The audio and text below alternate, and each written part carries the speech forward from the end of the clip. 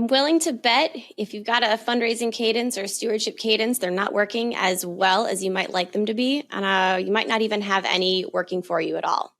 Today, we're going to dive into some topics that you can use to help improve the results of your cadence and maybe even help you spin one up to start with.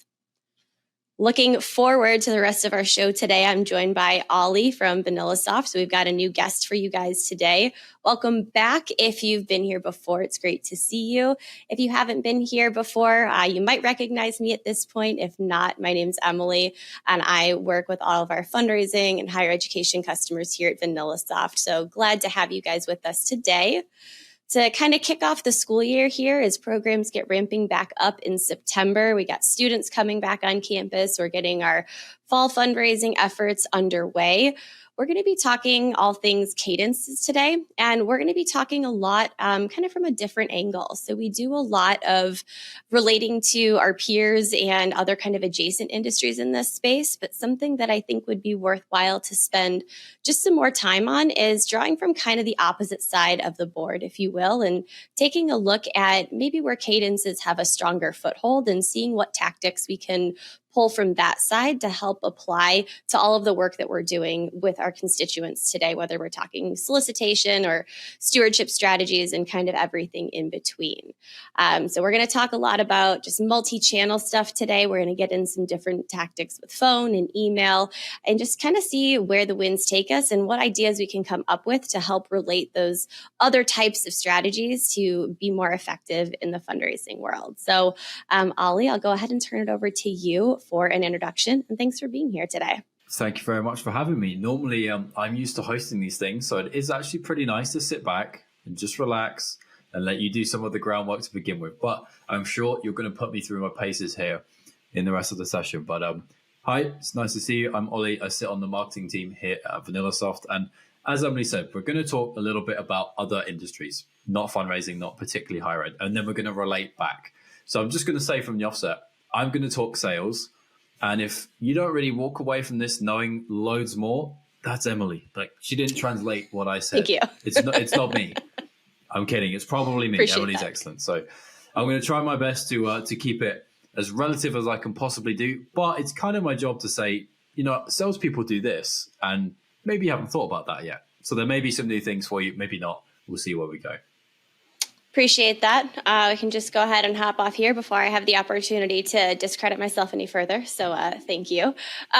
We had talked about starting with multi-channel and kind of digging deeper into single individual channels from there. So kind of a broad starting point, but maybe considering if somebody is using a cadence that isn't working great, or maybe they have a couple steps set up, but they don't have a great strategy thought out. Where are you going to start? Where are going to be your first words of wisdom in terms of getting going with these? For multi-channel? Multi-channel, yes. Okay. Normally, the biggest problem with any cadence that has multi-channel steps in it that we see in the sales world or in other markets, it's the time between the steps. Often it's either way too much, way too soon, and it's, oh my God, please leave me alone, spam, too much, that type of thing. Or it's so sporadic that you can't really tell and connect the dots between them. That kind of loses the point of the cadence. You're just kind of randomly firing one shot at a time in the buyer's mind. As long as well, I sent 3 emails and I've called you 5 times, but if it's over 2 months, probably forgotten, unless you're a big part of their life.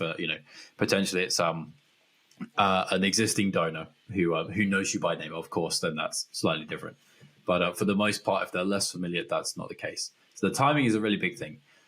It depends on whether you want to start with an email or a call or a text message or something else. You could do a range of things. I think that depends a lot on your style, the amount of content that you actually have, kind of what your best foot forward would be. It's different for everybody, and different in the type of country you're in, different in the type of state, different types of people like different things first as well. So I don't necessarily say you should call first or email first or whatever else.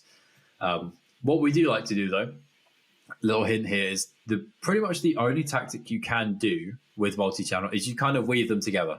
So there's all sorts of things you could do about timing. You could say, well, I'm going to call in the morning and send an email that afternoon. That's kind of as complicated as it gets, really.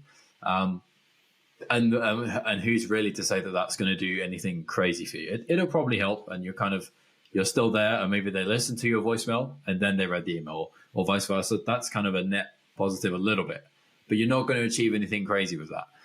Where we see the rubber really meet the road, this is kind of the only thing that I'm aware of, so I'd really like Emily to prove me wrong here. She probably will.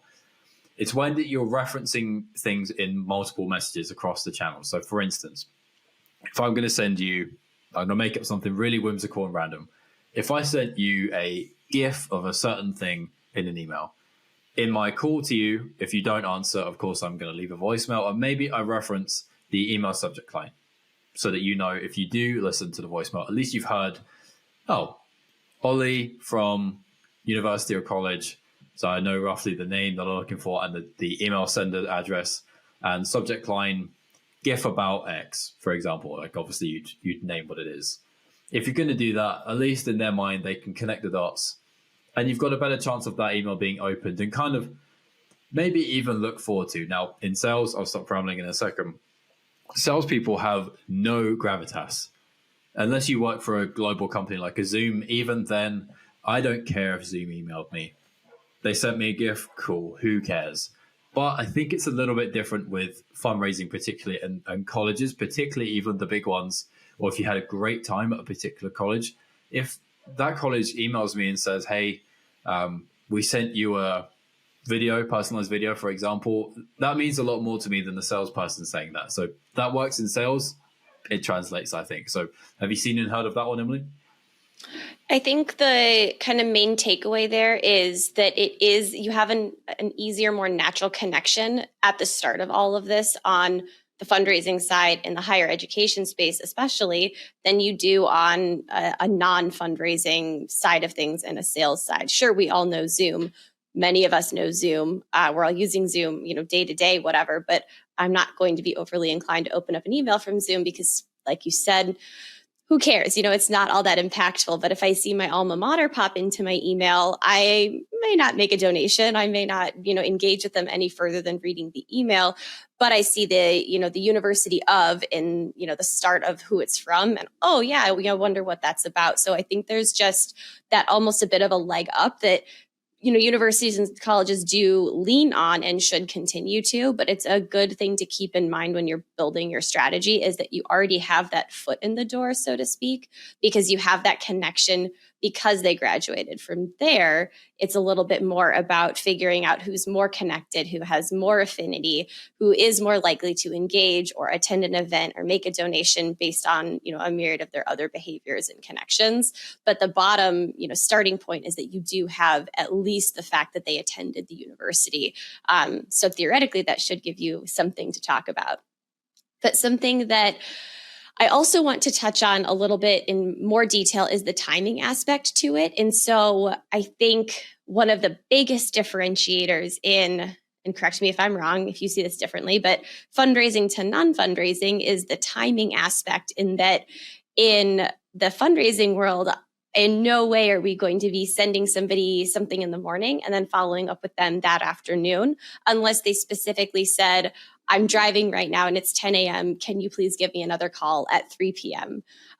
For one thing, especially when we're talking about working with students and we've got engagement centers or maybe some part-time employees that are doing other work as well, we typically don't see that we have the staff for that kind of work.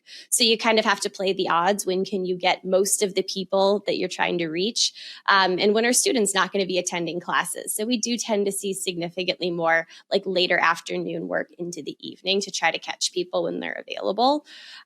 So it wouldn't make sense from a staffing perspective to try to reach somebody in the morning and the afternoon, but it's I definitely just kind of considered a big, no that you're not going to leave an appropriate amount of time, whatever that looks like for you, between touch points. So I would think that most people that are going to be joining us in the audience today would agree that there's some kind of guidelines that they follow. How many times, do you want to touch somebody in general before you give them a break? And what's the general minimum amount of time in between you would want to make a touch point, whether it was a text or a simple voicemail or something like that? But I'm guessing on the other side, not fundraising, it's a lot more aggressive. Definitely. Yeah, probably the minimum number Well, we have stats to say this. We have a study where we analyze something ridiculous like 1 billion calls, which is Sure. insane. It was something like 12.4 touches on average to get a response, any response. So I would hesitate to say that's probably near to double what most fundraising cadences are like. Is that roughly the right math? I'd say what we're seeing these days is somewhere between 5 and 10 steps, depending on the size. Yeah. Yeah. So then if you scale that back and you take it to B6, I'm imagining that it is a fine line. I think probably the most fundraisers and folks who are designing a cadence, they're probably just a tiny bit on the cautious scale. Totally. A tiny bit. They're not far off, but probably you could get away with a touch more than you think. Just a little bit. For sure. We don't want to go crazy and kind of like you said, if it's not done or seen, that we don't follow up in the same day, but primarily because of bandwidth as well. It's just not how that process works. But then, of course, we don't do that. But if we're doing something once a week with every single person that we have, maybe every 5 days, like a little tiny extra bit, or maybe just that the lowest hanging fruit that you can get is to send an email, because you don't have to do it one by one, right. Calling you do. That might be your kind of additional, let's just put that one in there to add. So I think, something like 5 days is generally, if we're just talking making phone calls back to back or something like that, a good, sending them to the end of the routing queue and waiting a couple of days, minimum of 3 days, minimum of 5 days. I think we see that a lot. And that's generally a recommendation that I think I'd make.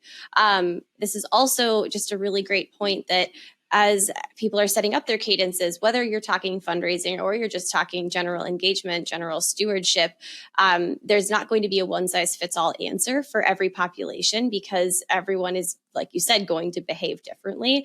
And so we can't just make one rule and blanket apply it across the whole population. And certainly we can't never evaluate, and we can't be averse to changing it as we continue to learn more, which just goes back to a really good opportunity to do some A/B testing and figure out those things about your donor populations so that you are applying an appropriate time frame in between your touch points. And not only that, but also figuring out which ones work best. And starting a cadence with a text message might work for some people, but starting it with a phone call might work better for others. So all that to say is it's really dynamic. It's not going to be something that you just kind of set it and forget it. So there's always going to be opportunities to improve and continue to see what could work better. And I had another question for you, but now it's gone the opposite way and jumped out of my mind. So I'm actually going to go in a different direction and just thinking about starting your cadence and figuring out which of those channels is going to be best or better one over the other. What do you see? What do you recommend from a non-fundraising perspective? Is there something that tends to work better than others, or is it kind of a hit or miss? You have to figure it out. I think it's a very nominal difference between and of course, that probably the bigger difference is who are you contacting versus what is the channel. So take them with a pinch of salt. I think my preference is to do email first. Okay.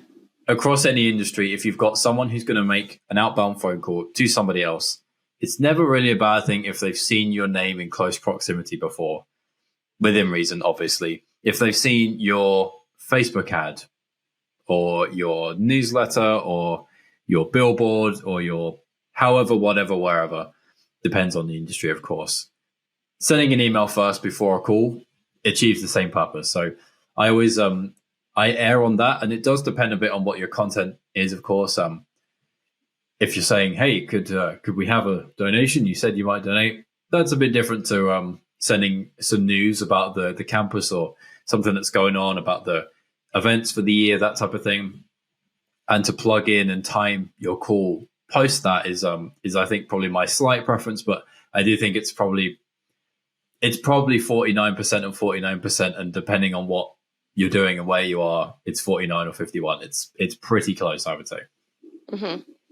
It makes sense, and it's a good point. Not only what you said about fundraisers being maybe a little bit more on the cautious side. I think that's a really accurate statement and probably a little generous on your part. I think you could probably say fundraisers tend to be definitely cautious because they're working with donors, and you don't want to make a donor not feel connected to their university anymore. There's, potentially a lot at stake here. So definitely an area where it's appropriate to err on the side of caution.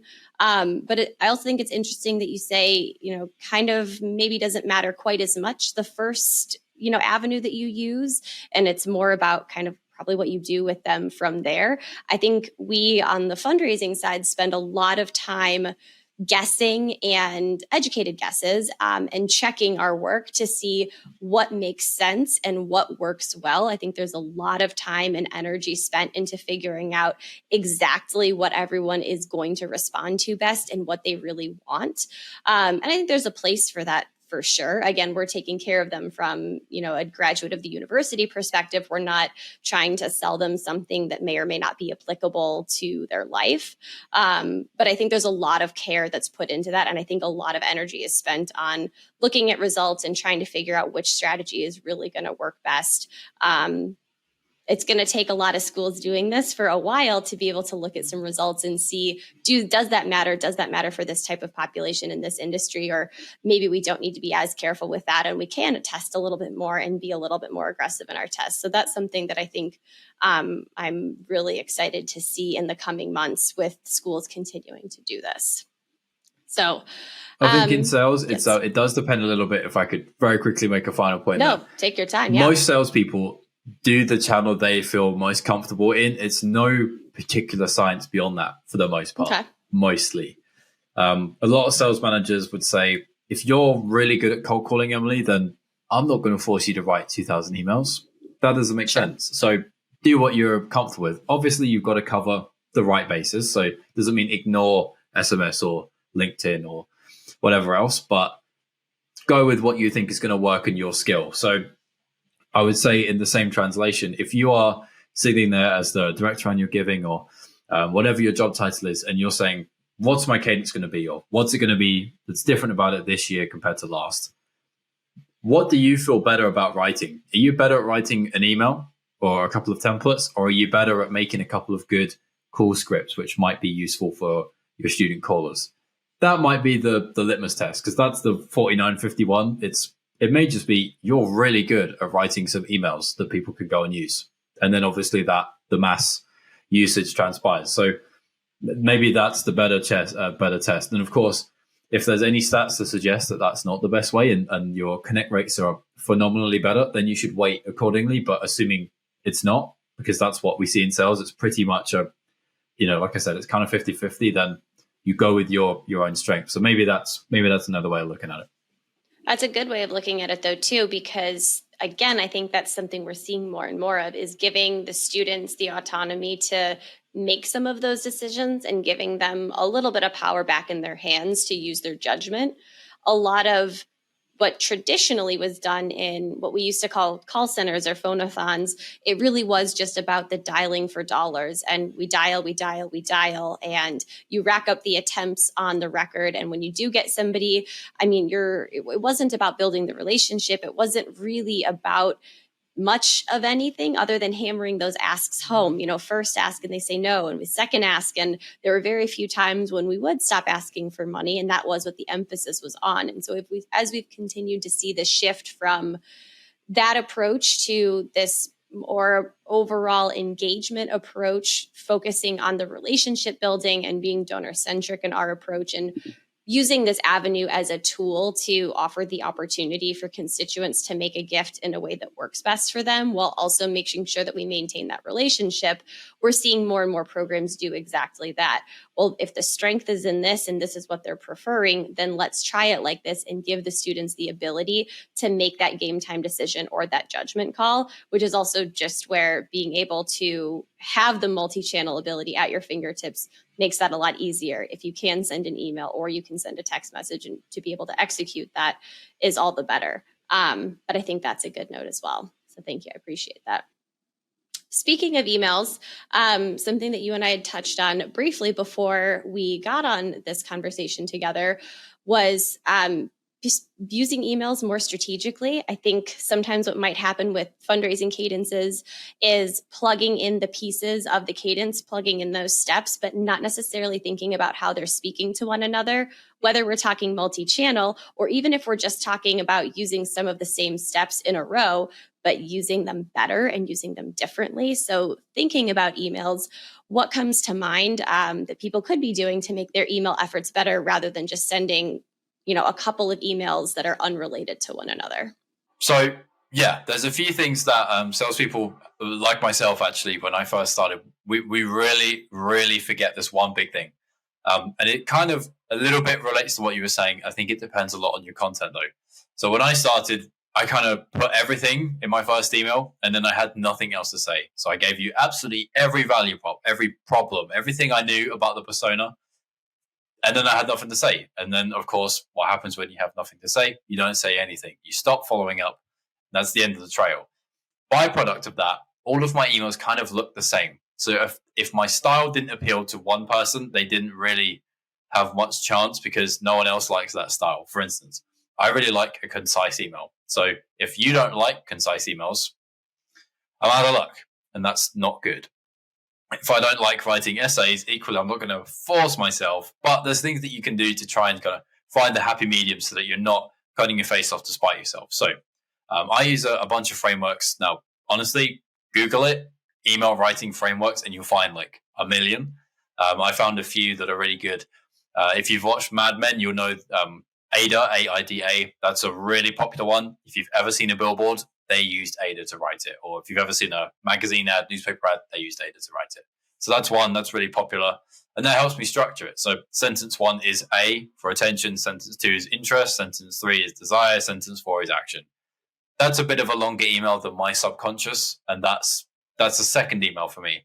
And then I might have my, before and after and bridge email. And that's 3 sentences. And that's a bit shorter. So that's a different style for me. And then my ACCA, which is a bit longer, but if I write with concise wording, I might put a video in it. And that's different again. I'm mixing up my mediums, which is one thing. I'm not giving away all that I have to say in one email because I'm saying it in 4 different ways. It's not the same one style and one thing. And I'm mixing up the mediums, as I said, is probably the main thing. So trying to make it look and sound different, even if it is kind of similar. That's a big way of getting more emails out so that, as we said, 25% open rate potentially is about average. You may need to send 4 emails to even get 1 open. So we need to have 4 different types, even if we're saying the same thing. And that's that is going to do a lot in ways of consistent messaging and the consistent overall feel.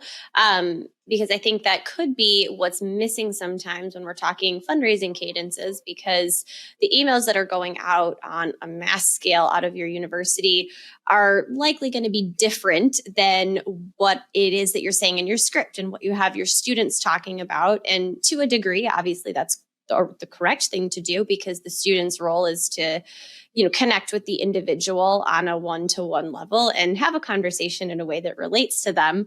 But thinking a little bit more big picture and maybe holistically about what that entire communication journey is going to look like, I think could go a long way to tying some of those different steps together so that it isn't just one email that's sent and then another one X number of weeks or days later that really doesn't feel like it came from the same institution at all. And I know that there's also only so much that one can control that too. When you're working at a university level, you could be working in a decentralized annual giving unit. And so each individual unit on campus could be sending out their own communications that go at a different time than, the central offices are planning on going. So there's a lot of different kind of double-edged swords at play there.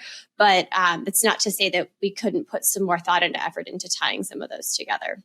So that was really what I was looking for. So thank you for that. The last kind of piece that I think we wanted to touch on was more related to phone. We had touched a little bit on the timing, related to if we're going to call and leave a voicemail and when we're going to follow up next. But thinking about just different strategies and tactics we can use with voicemails. Should we be leaving a voicemail every single time we call and we're not reaching them, or should some of them not have a voicemail on them? What do we want to, how do we want to set that up? What's going to be most effective? Is that something that should come in the start of the cadence or closer to the end if we still haven't gotten them? I'd love to hear any of your thoughts more related to phone, especially since that is still a big part of the work that we're talking about here from a fundraising perspective. Yeah, so off the bat, I would like to just ask, what's your opinion on voicemails? Do you listen to many if you get them, or are you not really one to do that? I know it's kind of like Marmite. Everyone's a bit either one or the other. Yeah, I mean, I listen to voicemails because as a type A person, I couldn't imagine like not having that information. And what if I missed something? But like my husband, I don't think has ever listened to a voicemail in the entire time that I've known him. So hard to say. I don't know. What do you do? Do you listen to your voicemails? I do, for the FOMO of what if it's important. Right. That said, nothing important ever got left in a voicemail. They always called me back. So casual, it's not a bad thing to do it. Worst case, they don't listen. Best case, they do, and you manage to deliver information. So I stand with you on the idea of, if you're going to call, you leave the voicemail too. There are salespeople who don't do that though. So there's a little bit of method to it. I question a little bit how much is the incremental gain here, but it's worth having to think about it, and maybe in certain ways that it translates, this could work potentially. But if you're not calling very much because of that time in between, I think the benefit of this might kind of fade away a bit. So what salespeople do is they're quite often, this is a little bit taboo, bear with me, it's called double dialing, kind of is what it says on the tin. If they call and you don't answer, they kind of call again straight away. Some people frown on it. I don't think it's particularly rude as such. That's the common objection that a lot of people in sales say. That's really rude, and I'm not sure I get that. If the idea is, if it's a spoof of a family caller or something like that, and you think something's gone wrong, yeah, of course, that's disingenuous. But I don't think any salesperson is trying to do that at all. So I'm not sure I get that. But in the first instance, of course, you wouldn't then leave a voicemail and call back immediately after. You're doing three things. You don't need to do all three at once. And for the same reason we said about email, spread out. You don't need to deliver it all in the first call. The first one time that they answer the phone, you don't need to say, hi, we're doing this and this and this and this and this and this and this, and unless they've asked you a question and you're actually conversing. It's too much. And someone's like, please get me off the phone right now. So that's the main thing. I think it's just, that double dial, I don't really know if it applies because of that timing. That's the main thing that most salespeople do with their calling. The only other timing thing, which again, I think you alluded to, probably doesn't happen, is they might call in the morning and maybe they try again later on in the afternoon. So that's probably not going to translate. The only thing that they do about their content of what they're going to say in the call is sometimes you can group what you say by week. So for instance, if I said it's appropriate to call twice a week, if we're accepting that that's okay for one person, it might not be, but go with my example. In week 1, you talk about A. And in week 2, your calls then, you're talking about B. And in week 3, you're talking about C. Now, of course, you might not have 25 things to say, so temper that with the number of key messages you want to share. But the idea is kind of groundswell. You're kind of saying, if they don't pick up the first time, that's a very likely thing that could happen. They may also not listen to the voicemail, but you might deliver a voicemail about, we're building X on the campus, something like that. And then when you call again on Friday, let's say they do answer and they have listened to the voicemail, cool. That's really good. That's a positive. And if they didn't hear anything before, also a positive. Let's say they then still haven't answered though. We get through to week 2. Do you start to feel a little bit repetitive saying, yeah, we're building this, and that's the only thing that you say to everyone, every week, every month, every year? I think it starts to feel funny. And this is actually a mental thing that I've struggled with in sales as well. I know a lot of people do it. Sometimes you feel like they've heard this before. They actually don't remember. So you kind of need to let go of it a little bit, but to distance it just a little bit, rather than, I think that helps you as the person delivering the message to feel like it's different and you're not kind of bothering them and repeating the same spiel over and over again, even though it's similar and it's a very similar outcome that you're going for helps. So kind of having that 2 themes or 3 themes, which you go through, whether once a week or twice a week or monthly, however you want to do it, is a nice way to break things up and keep things a little bit different. Because we all know when you've got a lot of people doing the same type of task, things kind of get monotonous a little bit. That can happen. Totally. It's human nature. So to mix it up a little bit, but not in a way that's seismically changing what they do and causing chaos, I think that helps. Totally. And that actually brings a question to mind that just came to me. On the fundraising side, we talk a lot about giving our donors what it is that they're looking for. We talk a lot about being donor-centric in our approach, and that often lends its way to treating different groups of people basically by generations. And so there's been a lot of, well, millennials like this, but Gen Zers only want this, and the boomers only want this. And so that does end up having conversations that circulate around text this group, but don't text this group, and stuff like that, especially when something new like texting, pops into the market, and that's a new tactic that's being tried. Is that something that happens outside fundraising, or is that not something that, generally speaking, on the sales side kind of comes into play? Fundraising is right on the cutting edge of this. I can safely say I've never, ever received a sales text ever in my whole life. I've sent probably, now we're going back here, 2 WhatsApps as a follow-up to people that I knew. I wouldn't have done it for a cold at all. There was a bit of a joke actually a couple of years ago about doing cold FaceTiming. It was kind of a LinkedIn joke that people were making, as if, the idea of like, I'm an influencer and my tactic is the best, but people parodying it, saying, well, I cold FaceTime people. And some people like, that's really clever. And everyone else realized that's not. Could you imagine? But no. I can't imagine, especially as an Android user. Don't hate me. But fair enough. SMS, I have not received any ever. So I think that might actually come into the sales world a little bit more. It's interesting. I know there's a lot of regulations about it. So there's quite a staunch line with what you can and can't say and what you must say for keeping within those lines anyway. So you don't have like an email, you can say anything. It's very much up to your own devices, but SMS is very different. So no, the only time I've really ever seen SMS happen is, for example, if I book an appointment with you, sometimes in the appointment booking, you might say, what is your name, your email address, and your cell number in case we either get disconnected or if we need to reschedule. And oftentimes, if you're in the same country, that's very normal.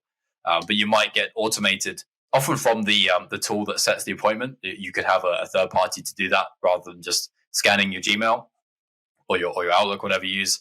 They do the text for you. It's often like, and you may have seen for this webinar, for example, this starts in 1 hour.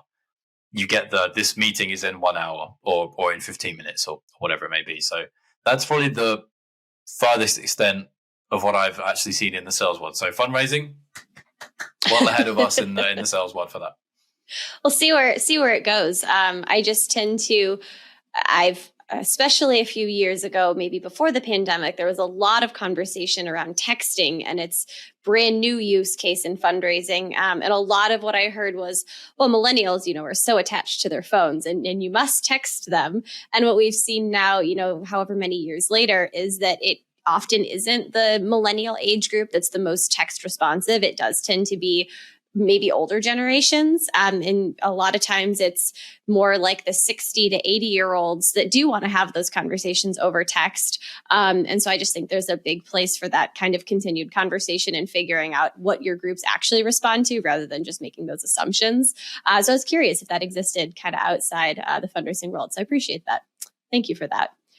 That kind of takes me to the end of my list. So Ollie, I'll turn it back over to you if there's any other final words of wisdom or anything else that you wanted to touch on before we close out today. But thank you so much for all of your insight and everything that you shared with us. I appreciate it.